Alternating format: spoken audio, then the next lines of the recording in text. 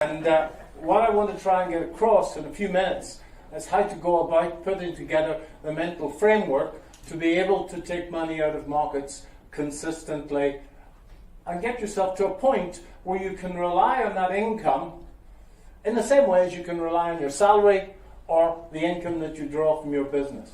That's the objective. Now, when I do this seminar at the banks, and I've done it for all the local banks here, and I've done it for most of the banks in London, it takes 3 days, and I'm going to try and do it in the next 40 minutes. Okay? I've got a lot of slides, and I probably won't get through all of the slides, but I'm sure that the guys at Funport will send you the presentation if you wish. Okay? My association with the company is that the founder, Vussi, I don't know where he is, but the founder of Vussi and I have been doing business together since he was 30 minutes old. And it doesn't seem that long since he was shouting at me when I was actually going to my office in Ravonia. He used to shout at me and said, "Kit Kat," because he wanted me to bring a Kit Kat home that evening. So any of the Funport people listening, if you want to bribe the boss, just buy him a Kit Kat.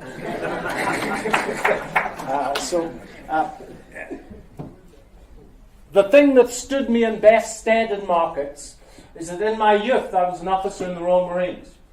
And that's given me a level of confidence and discipline that I've drawn upon for a very long time. And 42 years later I can still fit into the uniform. As anybody who feels like having a go can have a go, I assure you. I've only got one regret in life, and that one regret is that if I was 35 years younger, I'd be a professional rugby player today, because I came to South Africa to play rugby. That's why I came here in the first place, and got an injury from it. But I think if I was 35 years younger, I'd be a professional rugby player. So I'm not that good with contraptions, so I'll do my best to make the slides work.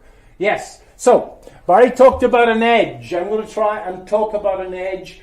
My edge is very similar to what these gentlemen have just presented. I like to put the fundamentals and the technicals together in the stock market. My definition of fundamental analysis is the search for the true value of a share. My definition of technical analysis is the study of trends and turning points. And ladies and gentlemen, I want to try and find a share that's undervalued, a share that's growing its earnings aggressively, reasonably safely, that's rising, that's in the throes of a strong trend, and ladies and gentlemen, I want to buy that when the general market is rising. Okay?